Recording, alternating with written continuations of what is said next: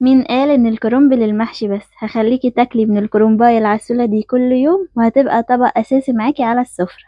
وأول حاجة بجيب الكرنباية بتاعتي، وحتى لو الكرنباية متبهدلة أو متهربدة كده من بره مفيش مشكلة، كده كده هقطعها وابدأ اجيبها واقسمها بالنص، وكل نص قسمته هقسمه كمان مرة علشان اعرف امسكه كده.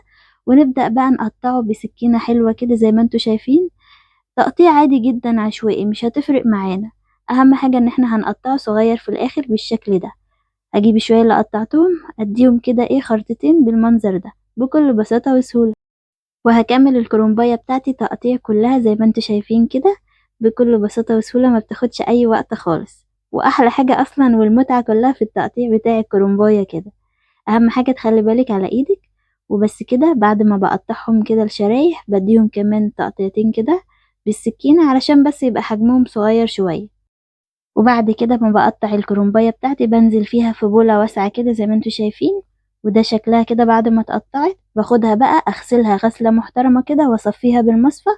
وكده بعد ما غسلناها هحط بقى عليها 3 معالق كبار من الملح زي ما انتوا شايفين كده، علشان احنا هنعملها مخلل النهاردة والله. وبعد كده احط عليها 3 معالق كبار من هريسة الشطة. تمام. وبكون جايبه بنجر غسلاه ومقشراه ومقطعاه كده شرايح، ببدأ انزل بيه كده زي ما انتوا شايفين. وادي بقى الكرنب بتاعي تقليبه محترمه مع الملح والبنجر والشطه. واحنا بنقلب كده الكرنب، طبعا اول ما الملح بيتحط عليه بينز كده ميه وبتنزل منه شويه ميه كده. فالمهم ان احنا بنقلبه كويس قوي، وبعد كده بنحضر بقى البرطمان اللي احنا هنخلل فيه الكرنب الجميل بتاعنا. واهم حاجه ان احنا نلبس جلافز علشان الشطه ما تحرقش ايدينا. وابدأي عبي يا ست الكل الكرنب كده في البرطمان وانتي بتعبيه. اهم حاجة ان انتي تتأكدي ان بين حبة وحبة من الكرنب ان في شرايح من البنجر، عشان هي دي اللي هتديها لون تحفة كده بعد ما يتخلل. وكمان بتك عليه كده، وبعد ما بملى المخلل كله دي اهي شوية المية اللي قلتلكوا عليها اللي الكرنب نزلها، يعني هو نزلها كده منه لنفسه لما اتحط عليه ملح. وطبعا احنا غاسلينه ففي اكيد مية.